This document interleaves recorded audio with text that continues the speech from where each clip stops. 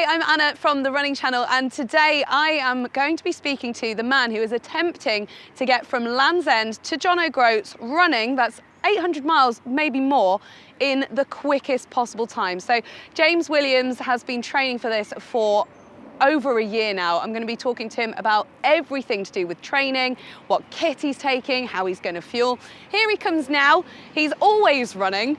So we're going to head inside to his house. Hi, James. Hiya. And check out all your kit and everything to do with the challenge. Go on then.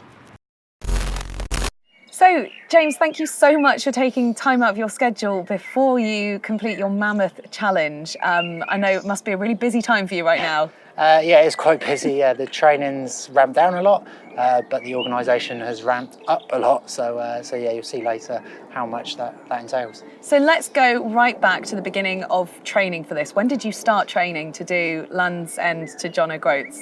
So specifically for this challenge was about 12 months ago. But before that, I'd been doing marathons and ultra marathons before, so I've got the good base. But about 12 months ago, myself and Mimi Anderson got together as she's my coach, and started training specifically. So there are a couple of 100Ks last summer, 100 milers, a couple of those as well. So yeah, 12 months in training, but actually longer than that in the planning. Absolutely. So training-wise, what would like a peak week of training look like for you for this challenge? Yeah, so most of my training weeks involve me getting up at 4 a.m. Most weekdays I work a 9 to 5 job, desk-based, so I had to get into the office still, but fit my training in. So I'd wake up at 4 a.m, get out at 4:30, do 50 kilometres some days, get to work for 9 a.m. And then run straight back in the evenings as my commute, which is about 7 miles. And the reason I did the huge training at the start of the day was so that I could see my daughters at the end of the day and put them to bed and things like that. But my biggest week included a training weekend where I ran 80 miles on the Saturday and then 80 miles on the Sunday as well. So I think that was about 330 miles in that week. Wow. I mean, the dedication to your training must have taken so much time out of your schedule. And you're getting up at 4 o'clock in the morning, not just to fit the training in, but also to emulate your race experience. Well, your attempt experience. Yeah, that's exactly right. So in the attempt, I'm going to wake up at 4 a.m. every day and start moving at about 4:30 in the morning. And run for about 18 hours, quite possibly.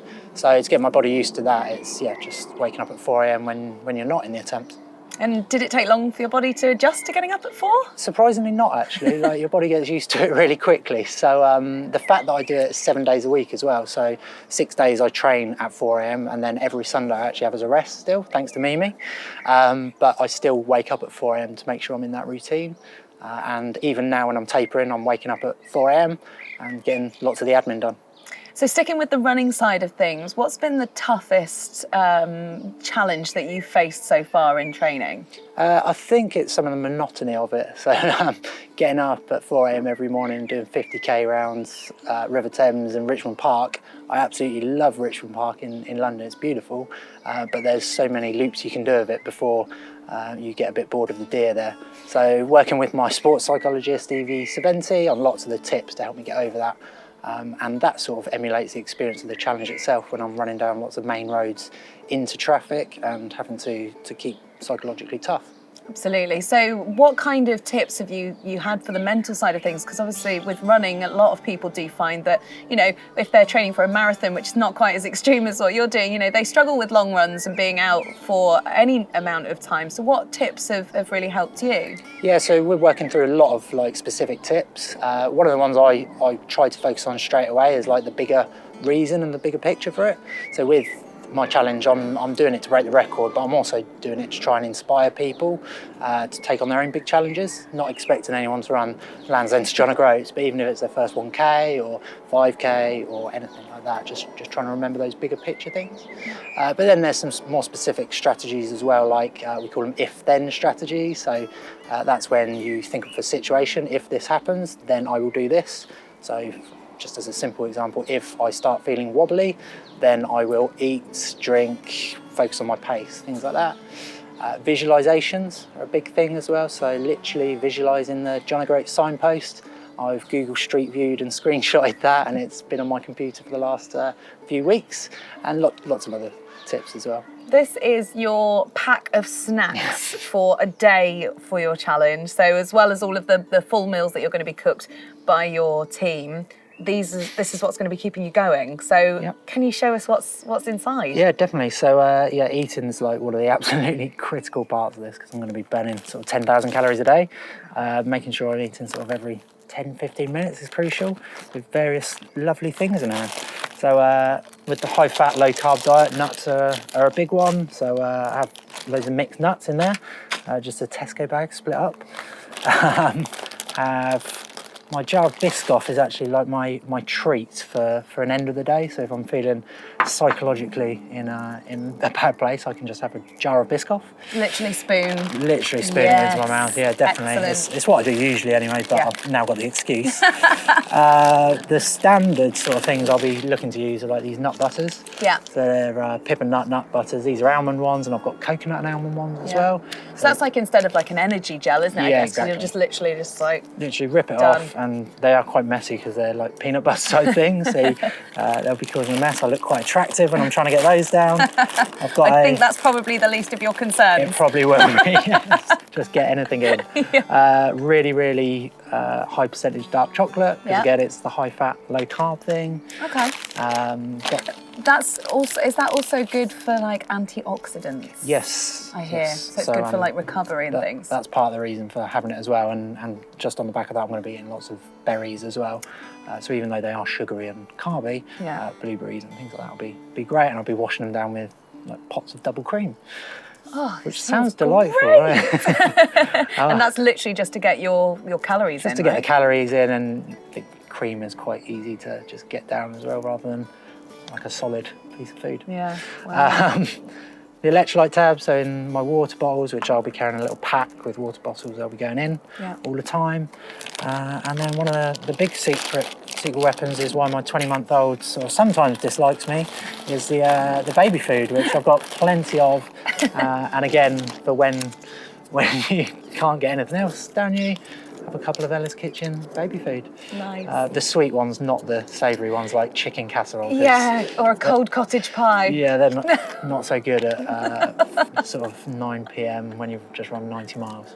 So those you'll literally just be sort of flitting between whatever you fancy during the day. Yeah, so I'm going to try and sort of stick to these as far as possible, the nut butters. Yeah. The baby, and the nuts actually, because they're really high calorie and they're actually vaguely nutritionally healthy as well. Yeah. The Biscoff is the one that comes out when potentially at the end of the day and just need to get through, and that'll be my treat.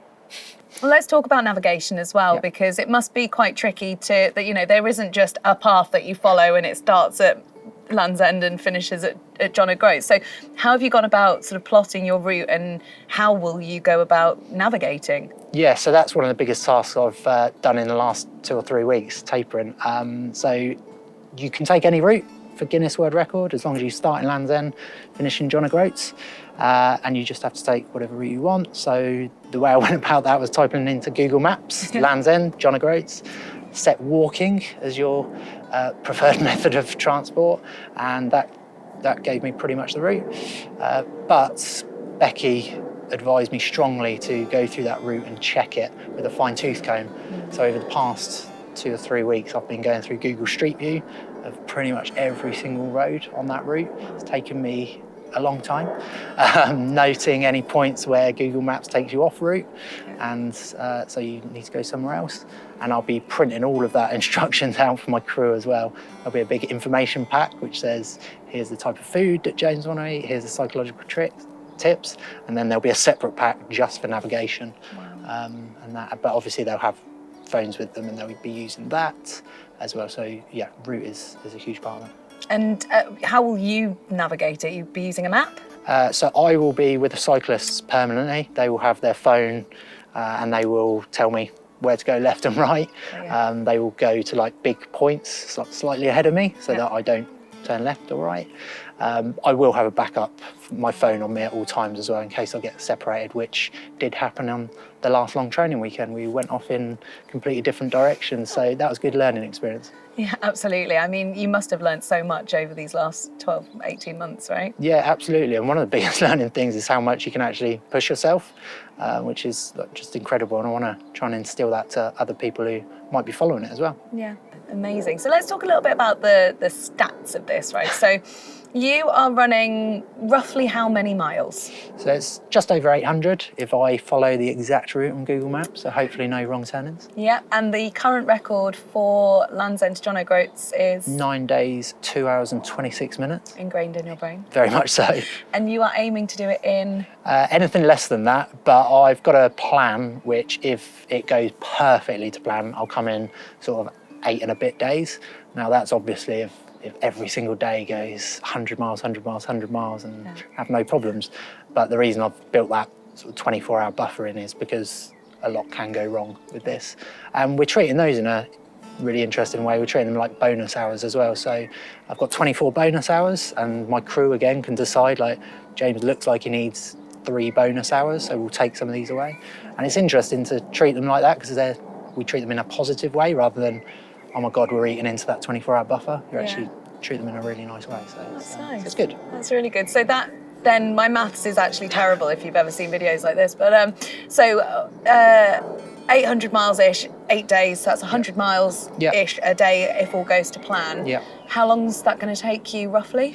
So I'm thinking about between 17 and 18 hours of moving. So I'm splitting them into 4 buckets of 25 miles each, and that's where one of my motorhomes will meet me at the end of every 25 miles and cook me a proper meal and things like that. And the other motorhome will leapfrog me every 3 or 5 miles and sort of refuel me, refuel the cyclist, make sure we're not horribly off route, things like that. And then I have the cyclist as well. So if you're running for 18 hours a day, that doesn't leave very much time for sleep. Yeah, not much at all. So when you take into account, like, you get into the motorhome and then have a bit of a period where you're slowing down for the day, it probably leaves 5.5 hours sleep, maybe maximum. But I'm envisaging more like 4 hours sleep probably. Wow. And towards the end of the challenge, quite possibly 0 hours sleep if I'm still on track and need to push through on the final night. So that's what I'll be aiming for. And you've been practicing getting up at 4 a.m. so? Yes, been doing that for 6 months and quite happy and used to it. Yeah. And with a 21-month-old as well, like, occasionally interrupted. So I feel like she's been helping me through it. So we've covered your food and how you're going to navigate and all the rest of that. What are you going to be wearing? Like, I think a lot of people are always really interested in these sort of ultra challenges and stuff of what kit do you wear to run such a long distance? How much are you taking? Taking a lot of kit because travelling the length of the country and we're in the UK, so weather is varied at best. So got huge amounts of clothes, from little singlets to big waterproof jackets. I've got five pairs of Kinvara 10s that I'm going to take. I've been wearing the Saucony Kinvaras for like 6 or 7 years. I absolutely love them, so I've got those on rotation, and then a bunch of other kit as well. Huge amounts of kit, food, everything basically. Well, we're wishing loads of luck to James in his challenge to run from Land's End to John O'Groats. We'll be keeping a close eye on him via his tracker, and we've popped the link to that in the description below so you can have a look as well. Leave him a good luck comment as well. I'm sure he'll be checking up on those at the end of each day, and keep a close eye on the running channel because we'll be bringing you a video after he's finished his attempt to see whether he did it or not. See you next time.